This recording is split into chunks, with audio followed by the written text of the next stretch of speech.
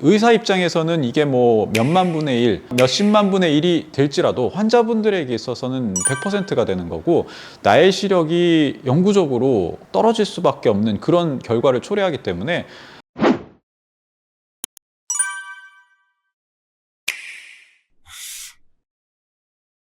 이 영상을 보시는 여러분들 중에서도 스마일 수술을 하기 원하셔서 병원에 찾아오셨다가 스마일 수술에 적합하지 않다는 얘기를 들으신 경험이 있으실지도 모르겠어요. 사실 스마일 수술도 다른 여러 수술들과 마찬가지로 적응증이라는 게 있습니다. 적응증은 쉽게 얘기해서 이 수술을 하기에 적합한지를 판단하는 기준이에요. 보통 안과에서는 이러한 적응증에서 벗어나는 환자분들에게는 스마일 수술을 할 수 없다라고 말씀드리는 경우가 생기는 거죠. 이 중에서 가장 주된 이유를 들자면 각막의 두께라고 할 수 있을 것 같아요. 각막의 두께는 각막의 안정성의 가장 중요한 요소입니다. 잔여 각막 두께가 너무 얇은 경우에는 우리가 수술을 진행하지 않았거든요. 스마일 수술에도 마찬가지입니다. 사실 스마일 수술이 처음 소개될 때까지만 해도 스마일 수술이 라식 수술보다 좀 더 각막의 두께 제한으로부터 자유로울 거라고 생각을 했어요. 왜냐하면은 라식 수술 같은 경우에는 절편이라는 구조를 만들기 때문에 이 절편의 두께에 해당되는 110 마이크로미터에서 140 마이크로미터의 두께를 제외한, 그리고 나서 각막 절삭을 하고 남는 두께를 우리가 잔여 각막 두께로 계산을 했었거든요.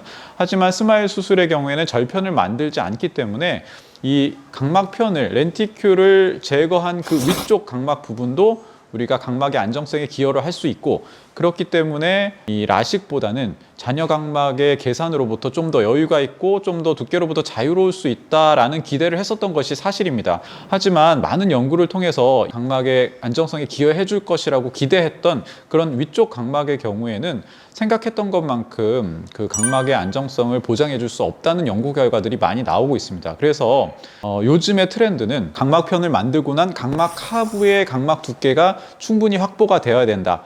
말하자면 라식 수술 후에 계산했던 그런 계산과 마찬가지의 계산 방법을 적용해야 된다라는 것이 또 요즘의 트렌드입니다.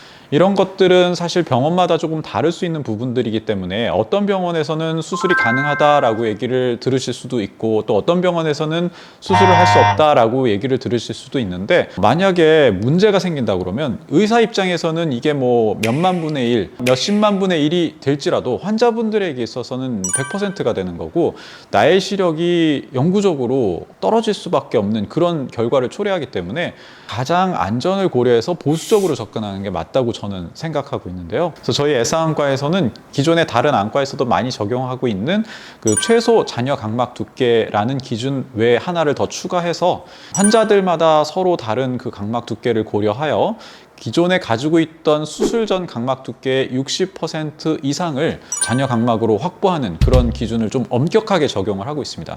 그래서 사실 이렇게 좀 엄격하게 적용을 하고 있다 보니 또 이런 기준에서 벗어나는 환자분들한테는 스마일 수술을 권하지 않는 그런 경우가 생기는 거고요.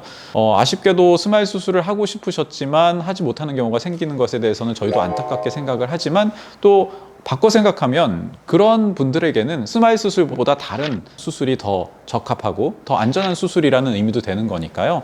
가장 안전하고 좋은 결과를 위해서 이해가 필요한 부분이라고 생각이 됩니다.